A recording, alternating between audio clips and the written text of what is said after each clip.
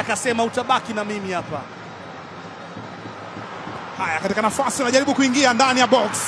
Maxi anakataliwa ndani. Zouzoua!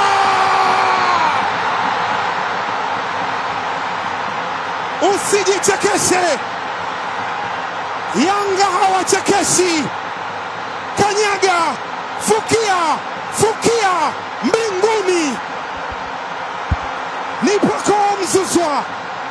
Anawanyanyua tena wananchi, anawanyanyua Young Africans. Ilikuwa linatengenezwa shambulizi, akajaribu kuupiga, lakini tazama kilichokuwa kinaonekana kwa upande wa Simba. Walikuwa wanadhani kama ameotea hivi, lakini mtego wa kuotea ulikuwa umezuiliwa na mmoja kati ya walinzi ambaye alimuweka salama, Maxim Nzengeli. Akacheza golikipa yule, ulipunguzwa kasi, akaupikia Maxim Nzengeli mkono juu Nabi Keita, lakini wakamwambia sio mwendo wa mateka, Profesa anaweka